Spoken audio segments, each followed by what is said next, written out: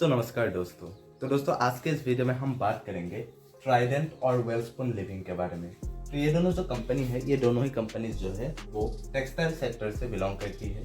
अगर हम बात करें ट्राइडेंट के 52 वीक लो की तो वो है 25.05 और अगर हम बात करें 52 वीक हाई की तो वो है 43.75 और अभी जो कंपनी का शेयर है अभी लगभग 37 रुपीज़ के आसपास ट्रेड कर रही है।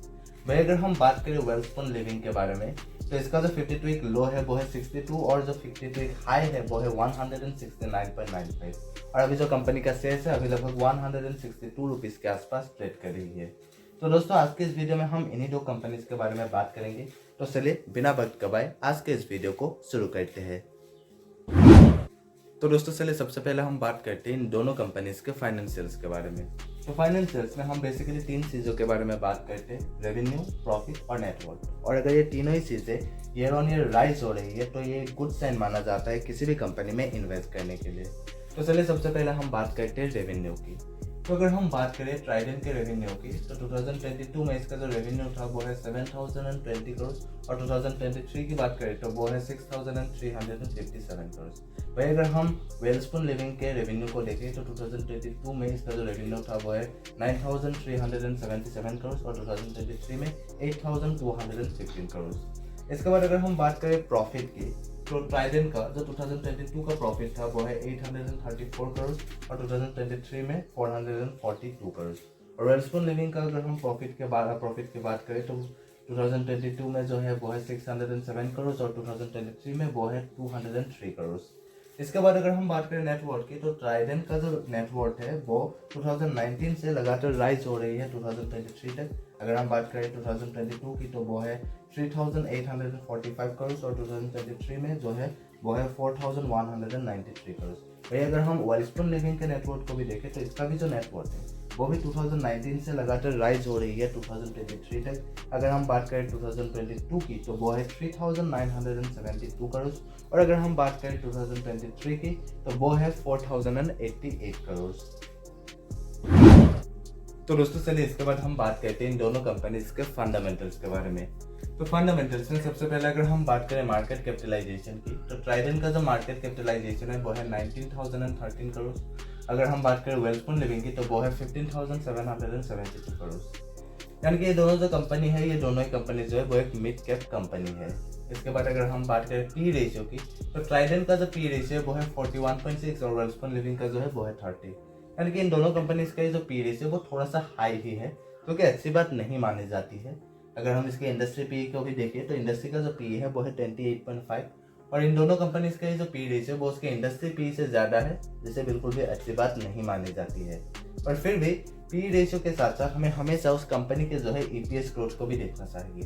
तो अगर हम लास्ट 5 ईयर्स के ईपीएस ग्रोथ की बात करें ट्राइडेंट का जो है वो है 10.8% और वेलस्पून लिविंग का जो है वो है -12.8%।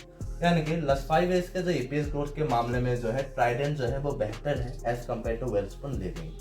इसके बाद हम बात करते हैं पैग रेशियो की। तो ट्राइडेंट का जो पैग रेशियो है वो है 3.84 और वेलस्पून लिविंग का जो है वो है -2.35%। यानी कि ट्राइडेंट का जो पैग रेशियो है वो 1 से ज़्यादा है। यानी कि इन दोनों ये जो कंपनी है ट्राइडेंट का जो शेयर प्राइस है वो उसके अर्निंग ग्रोथ के मुकाबले जो है महंगा है। वही अगर हम बात करें वेलस्पून लिविंग की तो इसका जो पैग रेशियो है वो 1 से कम है पर माइनस में है। माइनस में होना बिल्कुल भी अच्छी बात नहीं है, कम होना अच्छी बात है पर माइनस में होना बिल्कुल भी अच्छी बात नहीं है मानी जाती है। क्यों? क्योंकि इसका जो है पैग रेशियो वो माइनस में है, इसीलिए है क्योंकि इसका ईपीएस जो है वो भी माइनस में है और किसी भी कंपनी का जो है ईपीएस माइनस में होना बिल्कुल भी अच्छी बात नहीं है और इसीलिए पैग रेशियो भी माइनस में होना बिल्कुल भी अच्छी बात नहीं मानी जाती है।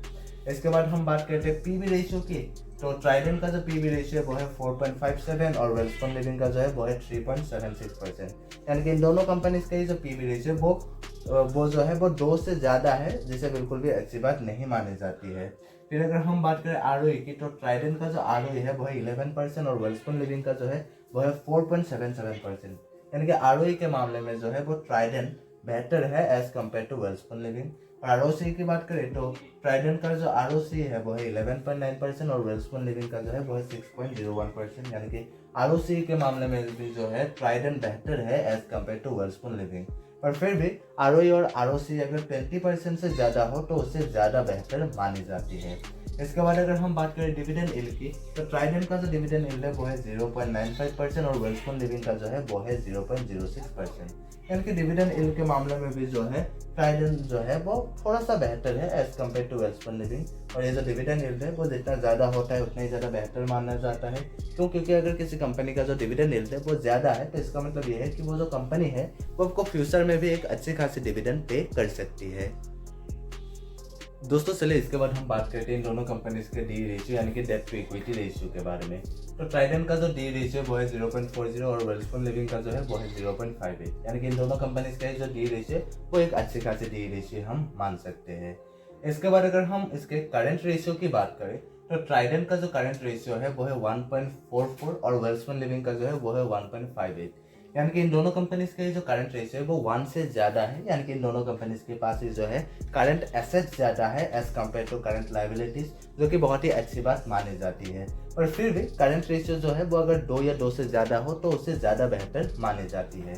इसके बाद अगर हम बात करें सेल्स ग्रोथ की, तो ट्राइडेंट का जो लास्ट 5 ईयर्स का सेल्स ग्रोथ है वो है 6.79% और वेल्सपुन लिविंग का जो है वो है 5.99%। यानी कि लास्ट 5 ईयर्स के सेल्स ग्रोथ के मामले में जो है ट्राइडेंट जो है वो थोड़ा सा बेहतर है एज कम्पेयर टू वेल्सपुन लिविंग। वही अगर हम बात करें लास्ट 3 ईयर्स के सेल्स ग्रोथ की, तो ट्राइडेंट का जो है वो है 10.2% और वेल्सपुन लिविंग का जो है वो है 6.29%। यानी कि लास्ट 3 ईयर्स के सेल्स ग्रोथ के मामले में भी जो है ट्राइडेंट जो है वो थोड़ा सा बेहतर है एज कम्पेयर टू वेल्सपुन लिविंग। इसके बाद अगर हम बात करें प्रॉफिट ग्रोथ की, तो ट्राइडेंट का जो प्रॉफिट ग्रोथ है वो है -21.1% और वेल्सपुन लिविंग का जो है वो है 119%। यानी कि प्रॉफिट ग्रोथ के मामले में भी जो है वेल्सपुन लिविंग जो है वो थोड़ा सा बेहतर है, थोड़ा सा नहीं है, बेहतर ही है जो ट्राइडेंट से। इसके बाद अगर हम बात करें प्रोमोटर होल्डिंग्स की, तो ट्राइडेंट का जो प्रोमोटर होल्डिंग्स है वो है 73.2% और वेल्सपुन लिविंग का जो है वो है 70.5%। यानी कि दोनों कंपनीज के जो प्रोमोटर होल्डिंग्स है वो अच्छी खासी प्रोमोटर होल्डिंग्स ही है। इसके बाद हम बात करते हैं बुक वैल्यू की, तो ट्राइडेंट का जो बुक वैल्यू है वो है 8.14 और वेल्सपुन लिविंग का जो है वो है 43.2। और इसके बाद अगर हम बात करें फेस वैल्यू की, तो ट्राइडेंट का जो फेस वैल्यू है वो है 1 और वेल्सपुन लिविंग का भी जो फेस वैल्यू है वो भी है 1। तो दोस्तों आज के लिए बस इतना ही। और अगर आपको ये वीडियो पसंद आया तो प्लीज़ लाइक करिए, और अगर आप इस चैनल पे नए हैं तो प्लीज़ सब्सक्राइब भी कर दीजिए। और अगर आप मुझे इंस्टाग्राम में फॉलो करना चाहते हैं तो लिंक डिस्क्रिप्शन में दिया गया है। और हाँ, ये जो वीडियो है ये सिर्फ एजुकेशनल पर्पज़ के लिए बनाया गया है, और किसी भी स्टॉक्स में इन्वेस्ट करने से पहले खुद से रिसर्च जरूर करिएगा।